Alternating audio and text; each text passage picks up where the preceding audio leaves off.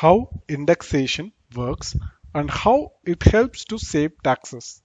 That's our topic for discussion today in the Market Secrets Investment Series. Before we get started with the today's session, I'd like to mention that Market Secrets had recently launched Algo Traders Program ATP.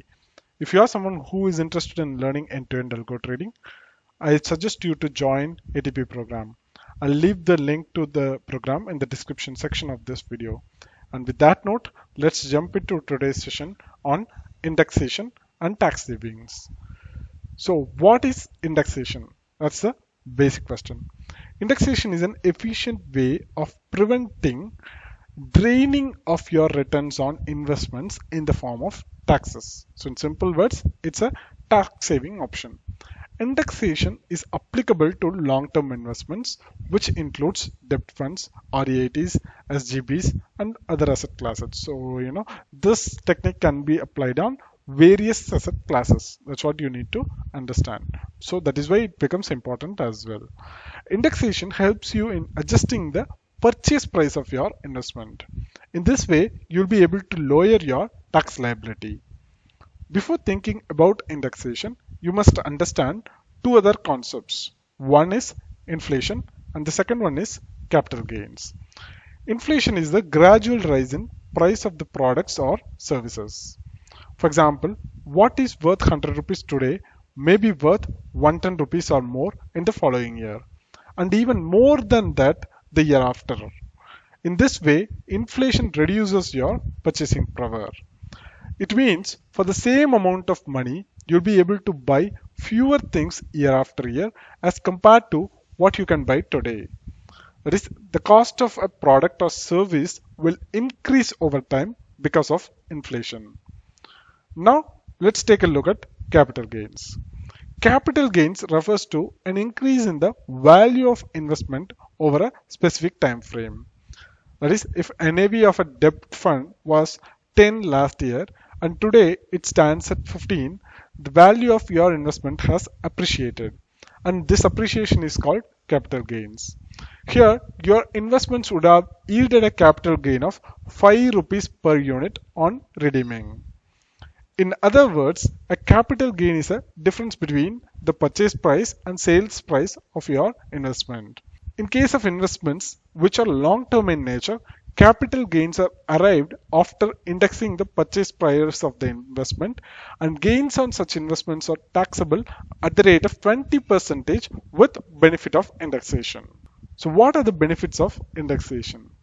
Indexation is used to adjust the purchase price of an investment to reflect the effect of inflation on it. So a higher purchase price means lesser profits, which effectively means lower taxes. With the help of indexation, you'll be able to lower your long-term capital gains, which brings down your taxable income. Indexation makes game of investment a win-win affair. So that is why this becomes very critical. The indexation becomes very critical because it reduces your taxes significantly. The rate of inflation used for indexation can be obtained from government's cost of inflation index, that is CII. The government determines the value in the index and it is updated in the income tax department's website. So you can go to the income tax department's website and you can download this cost inflation index, that is CII, and you can use it during the tax filing. So now let's understand how the indexation works with an example. Okay, so let's say you invested in an NPS Tier 2 account in April 2010. Your investment amount was 1 lakh rupees and you brought units at the NAV of rupees 10. And let's say you redeem your investments approximately 10 years later in April 2020 at the NAV of rupees 30. Hence, when you sold your investments, the value of your investment was 3 lakh rupees. Your investments made a capital gain worth 2 lakh rupees in this transaction. However, you need not pay tax on this entire 2 lakh amount. As your holding period was 10 years, you will get the benefit of indexation to reduce the value of your long-term capital gains. So to arrive at the indexed cost of acquisition, that is ICOA, you have to use this particular formula.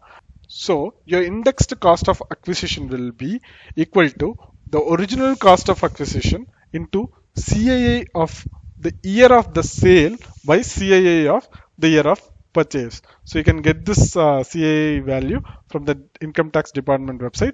So you can use it here and you can give 1 lakh here. So for the example that we suggested, right? So 1 lakh is the original cost of acquisition. So we're multiplying it by CII of the year 2020 and CII of the year 2010, which is the purchase price here. So if you do calculate it right, it will come around 1.8 lakh rupees. Hence, instead of 2 lakh rupees of your capital gains, now your capital gains is now reduced to approximately 1.2 lakhs. That is 1.8 lakhs is the acquisition cost. So if you subtract it by 3 lakh, right, then the remaining is 1.2 lakh, which will be your new capital gains adjusted for indexation. Got it, right? So using indexation, you have actually managed not to pay taxes on 80,000 rupees because your buying price has increased from 1 lakh rupees to 1.8 lakh rupees. So 80,000 rupees, right? You don't have to pay taxes on this additional 80,000 rupees. Your tax will be only computed on 1.2 lakh rupees that is remaining, which is your indexed capital gains. So if you pay taxes at 20 percentage on this 1.2 lakh, right, you will have to pay approximately 24,000 rupees as tax. So instead of 40,000 rupees, you're now paying 24,000 rupees as tax. So the benefit of indexation actually works best when your holding period is longer. So in general, for a holding period of 5 years, long-term capital gains can come down from 20 percentage to 7 to 9 percentage. In our case, I mean, if you take this particular example, right, the actual tax after indexation, right, it actually comes around 8 percentage. I mean, if you take 24,000 rupees and if you compare it to the original capital gains of 2 lakh rupees, right, your tax comes to around 8 percentage. So this is how indexation helps you to save taxes on long-term capital gains from mutual funds and other investments, and it enhances your savings as well. So that is why everyone should use indexation wisely. So are you using indexation effectively? Let me know in the comment section. Also, if you have any queries, comments, or feedback about this episode, leave it down in the comment section. Also, hit the like button if you have liked this video and share it with your friends if you find it useful. Also, subscribe to our YouTube channel and click the bell icon to get notified whenever we upload a new video or conduct a live session. Thanks for watching.